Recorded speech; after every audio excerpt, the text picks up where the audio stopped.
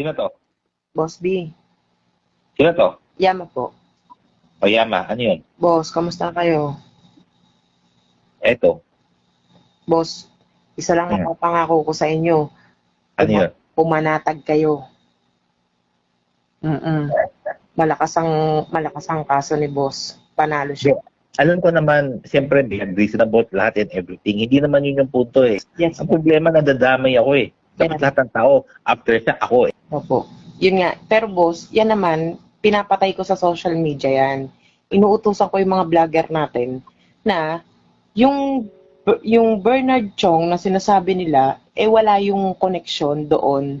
Magkaibigan lang sila, best man lang sa kasal. Kung basta, huwag nyo na ako dinadamay kasi napipressure ako sa pamilya ko, napipressure sa kaibigan ko, napipressure sa asawa ko, napipressure ako sa mga kanegosyo ko. Tapos pag nadadamay ako, pati yung mga kumpanya ko sa ibang bansa, nadadamay din sa akin eh. Kaya nga boss, pero wala po yan, patay po yan sa social media. Hindi po yan bumebenta yung bibi nyo, yung pangalan nyo. Hindi po. Oo nga, pero ba't ako nagaganito? Hindi boss. Hindi ko naman alam nangyayari sa akin, hindi ko naman alam yung mga nagtatanong sa akin, yung mga basta. Kasi, alam nga na dikit po yung pangalan ninyo. Pero, Ano yun? Pag-usapan natin yung mas importante, ano pa? opo. Tapos yun boss, eto, yung kaso ni boss, ngayon, gumugulong na. Lahat ng mga bumatikos kay boss, lahat ng mga nanira sa kanya, nakalatag na rin po. So, sabay-sabay ito na sasampa sa DOJ, pati Number mo ba to, Yama? Yes, ito po yung number ko. Lahat Sige. po yun, babalikan po ni Attorney Johnny kasi si Attorney Johnny lang ang abogado ni boss na kasama namin 24 oras, isang linggo kami sa loob ng NBI. Lahat ng nangyari po. Basta, Yama, Oo. kung ano kailangan, paalam nyo lang kay Beth at kay Tony, ha? Yes po. Sige, yun lang muna, ha? Sige, ha? So, alam na po yun. So, wala na pong iba kahit, boss, ito, si Mami Beth.